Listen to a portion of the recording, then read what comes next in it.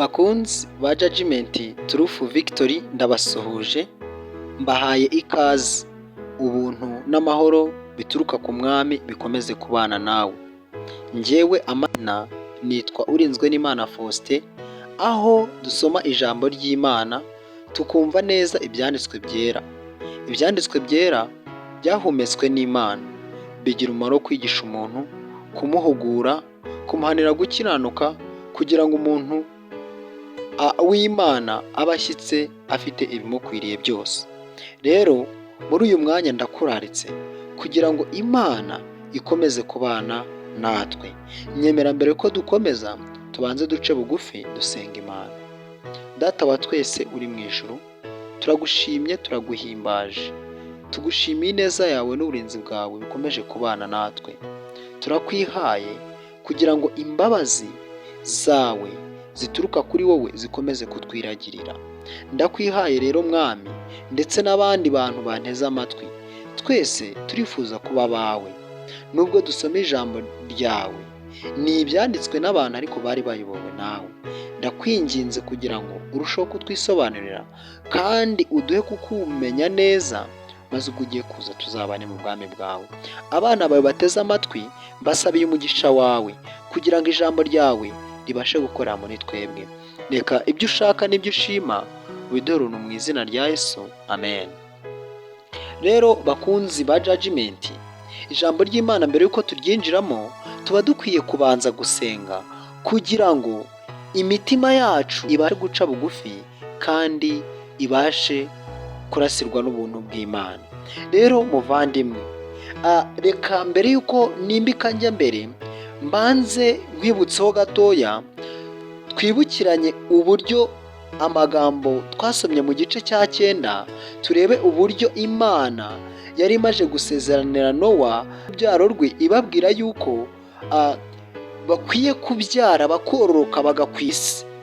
Ariko tubona irindi sezerano rikomeye Nowa yasezeranijwe, ari nayo mpamvu natwe twasezeranijwe binyuze muri ryo.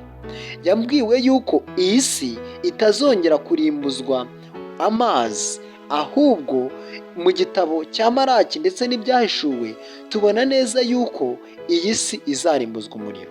Niko ibyanditswe byera bitubwira. Uyu mwanya ntabwo ndi kubona uburyo duhita tujyamo ngo tuhasome turebe, ariko tubona neza ko ku iherezo ry'ibihe isi itazongera kurimbuzwa amazi. Rero Nowa yahawe ikimenyetso cy'ibyo bintu yuko itazongera kurimbuzwa amazi. Yahawe ikimenyetso cy'umukororombya. Buriya umukororombya ni ikimenyetso kuri Nowa, ariko nanone nimukomeza gusoma ibyanditswe byera muzabona ko intebe y'Imana izingurutswe n'umukororombya. Rero uriya mukororombya usobanuye imbabazi n'ubuntu by'Imana n'urukundo rwayo. Rero biriya bintu, uriya mukororombya uba ugaragaza urukundo Imana ifitiye umuntu. Rero Nowa twabonye yuko yabyaye abana batatu harimo Shemu, Hamu ndetse na Yafeti. Rero abo bana ndetse n'abagore babo n'abakazana be, ubwo n'abagore b'abo bana ndetse na nyina wabo, nibo babashije kurokoka abantu 8 binjira mu nkuge nk'uko twabibonye. Aba bantu rero igihe cyarageze, iminsi 40 ishize, baza kuva mu nkuge. Nowa rero amaze kuva mu nkuge, twabonye yuko yaje kwenga umuzabibu ariko awukoramo vino aza gusinda, bituma hari abana yavumye. Twabonye mu gice cya 9, ndetse tubona neza yuko abana dukwiye kumvira ababyeyi bacu, cyangwa tukumvira abaturera, cyangwa tukumvira abadukuriye tukabubaha, kubera yuko baba bafite inshingano ikomeye yo kutureberera.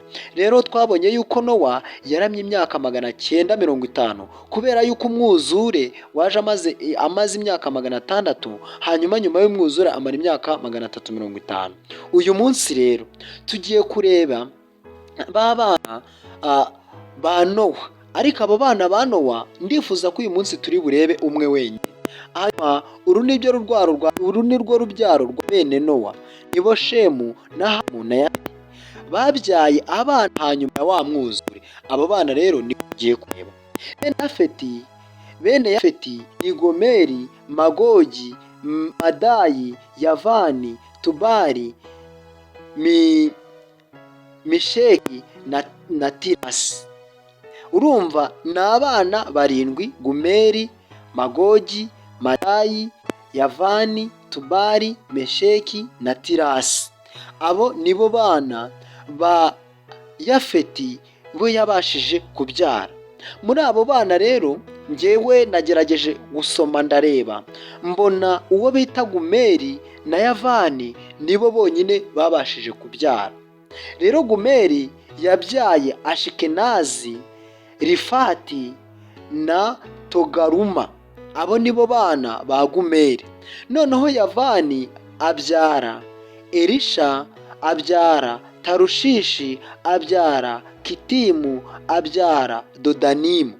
Abo nibo bana tubona bavutse kuri Yavani. Hari n'abavutse kuri Gomeri, ariko Gomeri na Yavani nibo bana babyawe na Yafeti. None nakibaza, aribyo nawe wakibaza, ko turi kubona Gomeri na Yavani aribo babyaye baturutse kuri Yafeti, abandi bagiye hehe? Nakubwiye yuko ibanga rya Bibiliya igenda yita ku bantu bagiye bagerageza kugukiranukira Imana. Rero muri make ntekereza yuko ari ryo banga ririmo.